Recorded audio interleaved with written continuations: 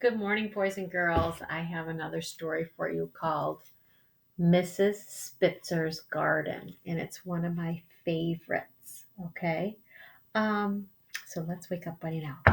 Good morning, Buddy. And now it's time to read. Here's Buddy, and here's Owl. Okay, he doesn't want to get up. Oh, here he is. There he is. Owl, are you awake today?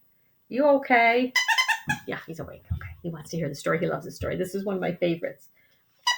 He knows. He hears it every year. I love this one. Okay. So, crisscross applesauce, spoons in your bowl, smile on your face. Mrs. Spitzer's Garden. And it is written, boys and girls, by Trisha Tusa. I'm sorry. It's illustrated by Trisha Tusa. She is the illustrator. She drew the pretty pictures. The author is Edith Pattou. Sorry about that. Okay, so the writing is really, really small in this, but I will read it and then show you the pictures. Mrs. Spitzer is a teacher. She is in a room 108 of Tremont Elementary School. We're in room 1 at Manoa Elementary. I'm going to take the cover off. Inside room 108 are 6 tables, 4 circles, and 2 rectangles. There's a rug in one corner with real hopscotch squares and checkerboards woven in bright colors. There's also a size chart, a birthday chart, and gerbil in a cage, a housekeeping and dress-up corner, a row of 24 pegs for coats and backpacks, and in another corner, Mrs. Spitzer's desk. Looks like a regular classroom. At the end of the summer, Mr. Merrick, the principal, walks down the hall to Mrs. Spitzer's room and gives her a pack of seeds. Mrs. Spitzer consults her calendar and plans her daily schedule. She checks her tools. She makes sure the soil is right, light and well drained, with plenty of room for sprouting. Then Mrs. Spitzer plants her seeds. She waters them, feeds them, and makes sure they get plenty of sunshine. The seeds begin to sprout. As the plants grow, Mrs. Spitzer watches them closely. She checks daily for weeds and pests. She knows that different plants need different things and that each plant has its own shape. See, they're all different, but they're all special, aren't they? They're all beautiful. Some of the plants grow quickly, pushing upwards, eager and impatient. Some grow more slowly, unfolding themselves bit by bit. Some plants sprout thin and tall. Some are bushy and wide-spreading. Some are bold and showy. They are brightly colored, saying, "Look at me."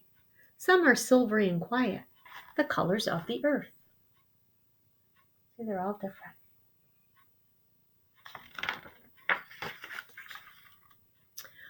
A few are like wildflowers and will grow anywhere you plant them. And some need gentle care, a special watching over. And the seasons change. Mrs. Spitzer tends her garden. Now it's fall. Still watching her garden grow. And then the year is over and her job is done. But the plants will keep growing, uncurling their stems, stretching their leaves onward, and showing their faces to the sun. Mrs. Spitzer puts away her tools, her daily calendar, her plan book. Soon another year will start, and Mr. Merrimack will once again walk down the hall with a packet of seeds.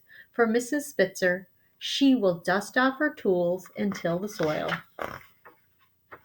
And a new garden will begin.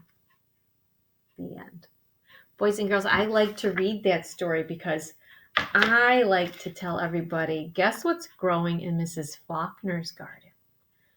19 wonderful kindergartners. 19 fabulous kindergartners. 19 magnificent kindergartners growing in my garden.